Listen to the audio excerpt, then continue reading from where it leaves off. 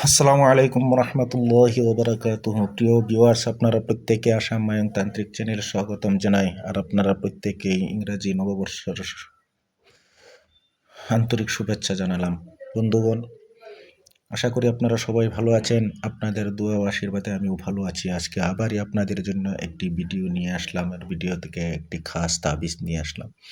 এই তাবিজটি আপনাদের ওর জন্যই বহুত মার বুক ফাটা কান্না শুনে হয়তো আপনি ঘরে টিকতে পারছেন না, কারণ হয়তো তিনার ছেলে হয়তো পালিয়ে গিয়েছে, না হয়তো হারিয়ে গিয়েছে, কোথাও খুঁজে পাচ্ছেন না।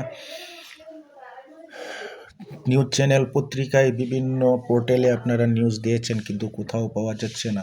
তাহলে তিনাদের জন্য এই তাবিজটি আমি খাস তাবিজ একটা লিখে দিয়েছি। আপনারা যদি এটাকে সঠিকভাবে ব্যবহার করতে পারেন, নিশ্চয়ই আপনার হারানো বা পলাতক পুত্র বা ছেলে বা কাজ করা মানুষ যেই না হোক কেন, আপনার ঘরে ফিরে আসবে ইনশাআল্লাহ। কিন্তু আপনারা সবচেয়ে বড় কাজ হলো, আমি প্রত্যেক ভিডিওতে বলে থাকি, হয়তো আপনারা শুনে শুনে বিরক্ত হন, কিন্তু উপায়হীন আমি এটা বলতেই হবে, কারণ এটা না বললে আর আপনারা যদি এটা না করেন হয়তো আপনাদের বড় একটা সমস্যা হতে পারে বন্ধুগণ। যেরকম নাকি আপনার এই তাবিজটা লিখতে গেলে আমার একটা অনুমতি নেওয়া প্রয়োজন, কারণ এই তাবিজটার একটা মোয়াক্কিল থাকে, কিন্তু এই তাবিজটার 4টা করে মোয়াক্কিল আছে। আর এই মোয়াক্কিলদেরকে আপনারা কাবু করতে পারবেন না, তাই আমাদের যদি অনুমতি নিয়ে নেন তাহলে হয়তো আপনাদের কোনো সমস্যার সম্মুখীন হতে হবে না। আর যদি নিজে ইচ্ছায় লিখে ব্যবহার করে নিন তাহলে আপনাদের সমস্যা হতে পারে। আর যদি এরকম সমস্যা হয়, আপনারা বিনা অনুমতিতে যদি আপনারা এই কাজটা করেন আর যদি আপনাদের সেরকম কোনো সমস্যা হয়, তাহলে তার জন্য কিন্তু আমি দায়ী হব না।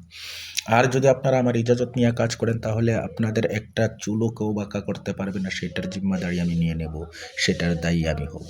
হ্যাঁ বন্ধুগণ, আমার কাছ থেকে আপনারা অনুমতি নিতে গেলে আপনারা আমার চ্যানেলটাকে সাবস্ক্রাইব করুন, আমার ভিডিওটাকে লাইক কমেন্ট শেয়ার করুন। আর এতটুকু করার সাথে সাথে আপনাদেরকে আমার তরফ থেকে পূর্ণ অনুমতি দেওয়া হয়ে যাবে। হ্যাঁ বন্ধুগণ, এখন আমি বলছি, এই পলাতক ব্যক্তিকে ফিরিয়ে আনার জন্য আপনারা এই তাবিজটা কী করে, কিভাবে, কখন, কোথায়, কে লিখবেন। আপনারা এই তাবিজটা লেখার জন্য অন্য কিছু করার প্রয়োজন নেই। আপনারা শুধু পাক পবিত্রতা হয়ে আপনারা জাফরান কালি নিয়ে আপনারা একটি সাদা টুকরো কাগজের মধ্যে এই তাবিজটি লিখে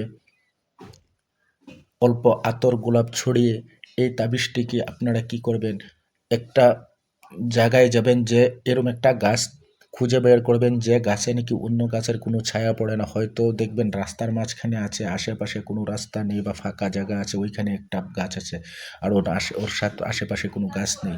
ওইরকম একটা গাছের ডালে অল্প কালো সুতা দিয়ে বেঁধে অল্প ঝুলিয়ে রাখবেন। এরকমভাবে ঝুলিয়ে রাখবেন যাতে বাতাস আসলে যাতে ওই তাবিজটা নড়াচড়া করে।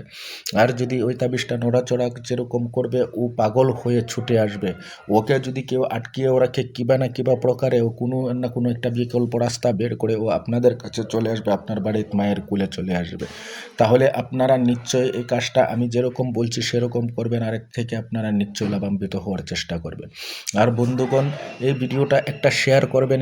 আপনার একটা শেয়ারের বিনিময়ে যদি কোনো মার বুকে যদি তার ছেলে বা মেয়ে যদি চলে আসে, তাহলে সে নিশ্চয়ই আপনার জন্য দোয়া করবে। তাহলে আমার একটা অনুরোধ থাকলো, আমার এই ভিডিওটাকে আপনারা অবশ্যই শেয়ার করবেন। আর আর যদি আপনারা অন্য কোনো কাজ আমার হাতে করাতে চান, তাহলে আপনারা আমার এই ভিডিওতে দেওয়া নাম্বারে আপনারা আমার সাথে যোগাযোগ করুন। আমি নিশ্চয়ই আমার সাথে কথা বলুন। কথা বললে আমি যে টাকা নেব সেরকম না, আপনারা আমার সাথে কথা বলুন, যত সম্ভব সুসম্পর্ক করবো আর ভালো পরামর্শ দেওয়ার চেষ্টা করব। এতটুকু বলে আমি আমার ভিডিও থেকে আজকের মতো বিদায় নিলাম। খুদা হাফিজ। আমার জন্য দোয়া করবেন আপনারা।